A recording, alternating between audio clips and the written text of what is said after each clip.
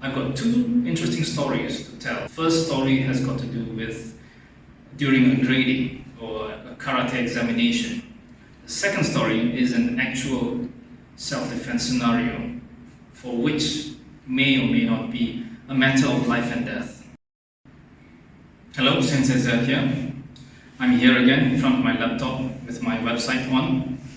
So today's video picks up from the previous two videos, which is on the Reishiki, particularly about Rei,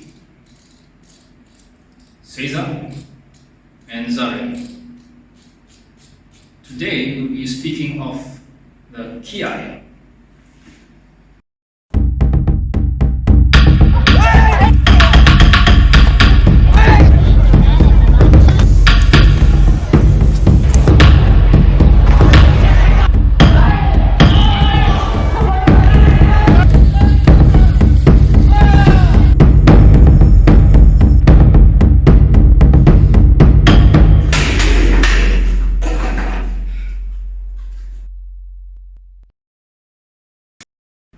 So firstly, as an introduction, Ki is the Japanese cognate of the Chinese word Qi, translated as energy, spirit, or life force. It is a powerful concept present in many Oriental martial arts. You've got Qigong, for example, you use the word Qi in the first character. Or Aikido, the third character, Ki. Actually, it's the second character, not the third. So combining with I, meaning union, Kiai translates to scream, yell, and fighting spirit, or literally, joint energy, or union of energy.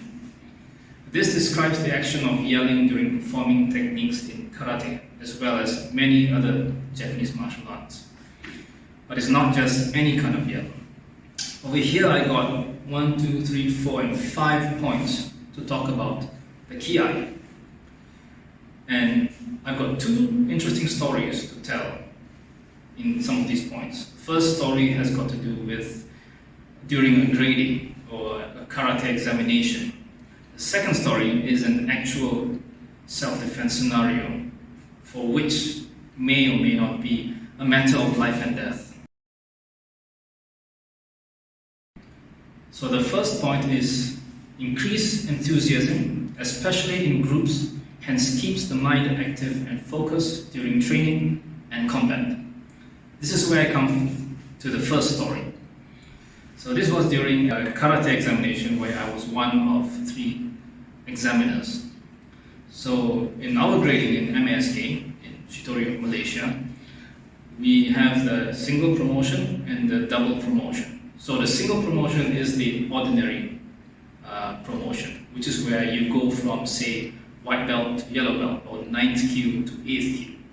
Now, if you perform really well, usually technically more advanced than the rest of your peers, provided that your peers are up to standard, you can skip a belt from white immediately to green. So you skip yellow, which is from 9th kyu straight away to 7th kyu. You skip 8th kyu.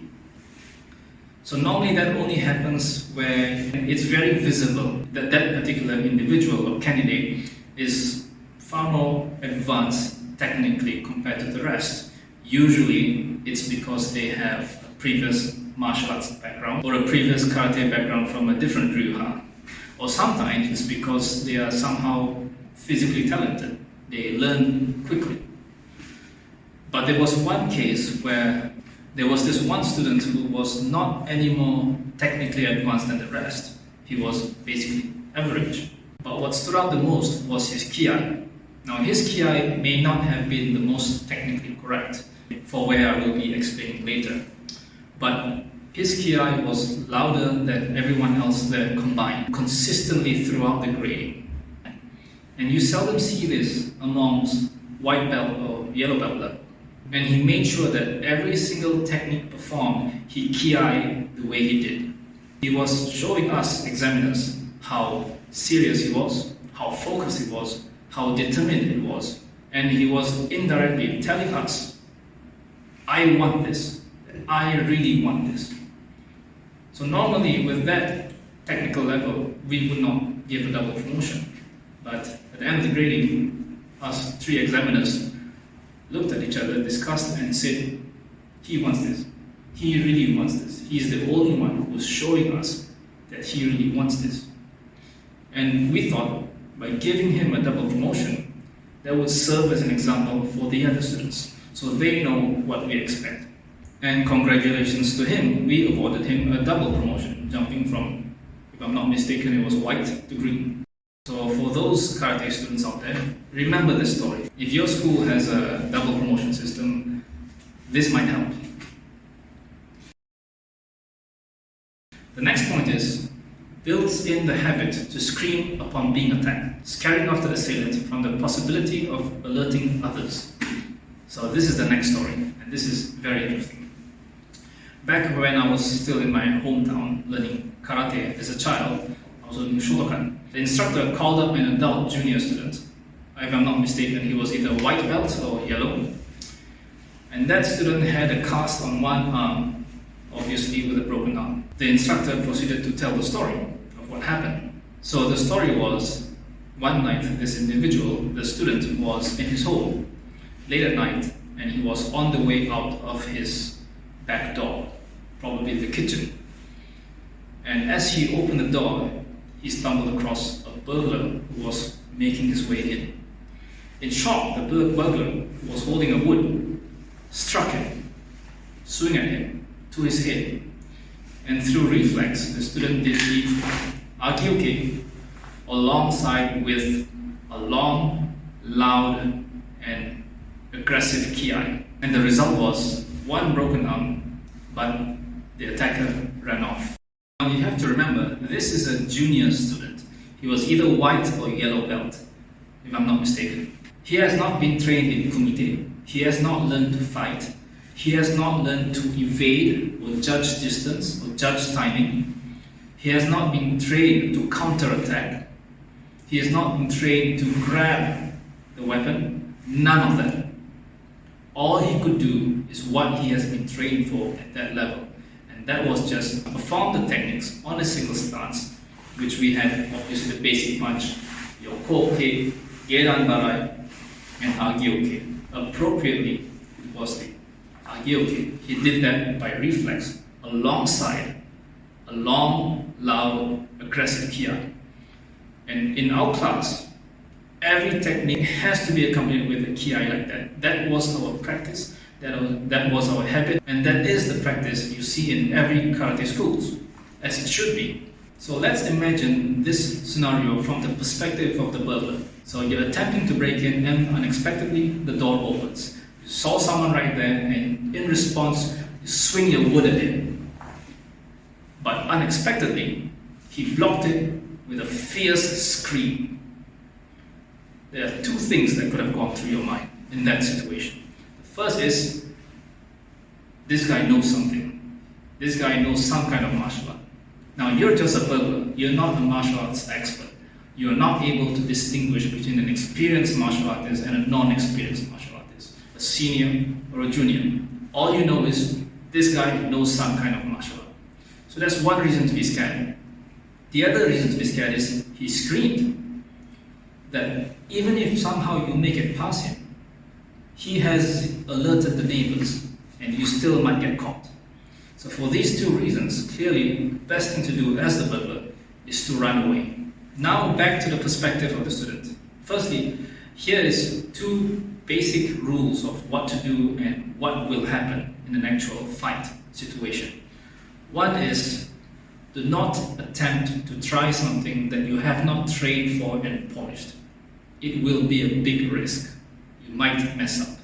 The second thing is, anything that will emerge in a fighting scenario through reflex will only be the things that you have trained and polished. And that's what happened to this student.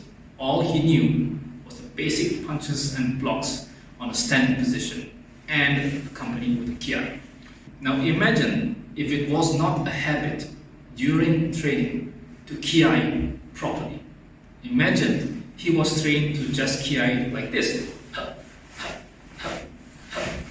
What do you think would have happened in that situation? He would have done agioke and just And in that situation, the burglar will probably not be scared of. And now you're down with a broken arm and an opponent with a weapon.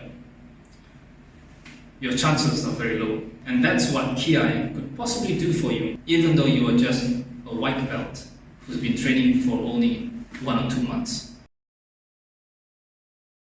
So next point, correct the breathing pattern during rigorous physical training to exhale upon executing the technique to maintain efficient circulation of oxygen. So this is talking about countering the bad habit of holding your breath during techniques, which is a very common habit. A lot of juniors do it, I used to do it, and maybe I still do it sometimes. I'm not sure why we tend to do it. I'm guessing that it's because when the technique is still counterintuitive, you tend to think hard and focus to the point that you forget to breathe, that you stop yourself from breathing. So by shouting at every single technique, you're effectively ensuring that you're breathing out at every single technique and breathing in between. So next point, corrects the breathing method from chest breathing to diaphragmatic breathing. So here I need to show you. You place your hands here, one at the chest and one at the diaphragm or at the belly, and you breathe this way,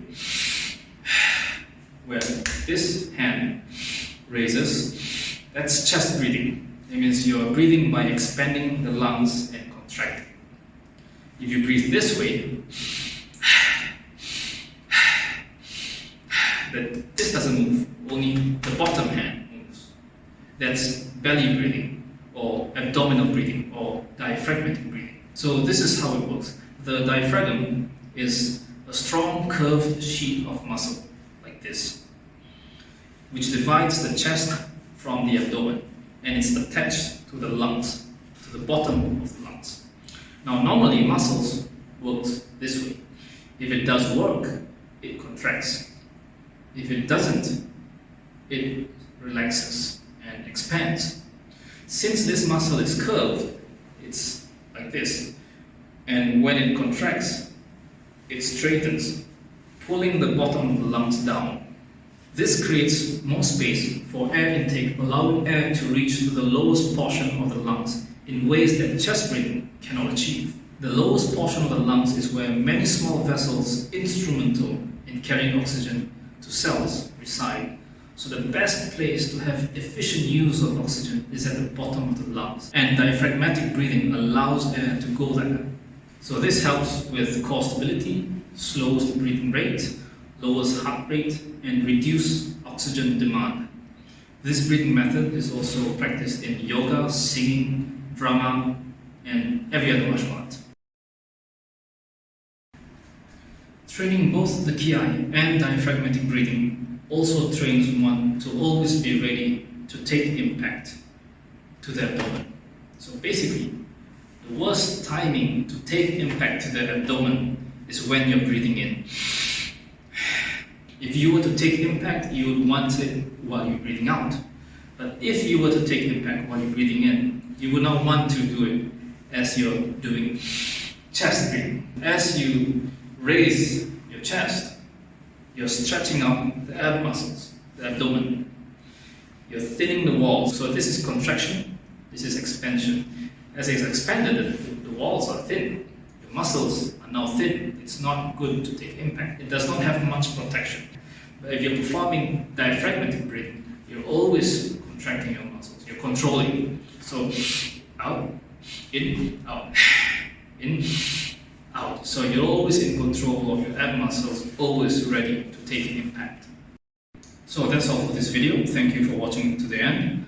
Please subscribe, like, share, and if you have anything to ask or say, do comment in the comment section. In next videos, I want to talk about the dojo, the reishiki as in regular ceremony, the keikogi, and the dani, or the ranking system, the kyu and dan system.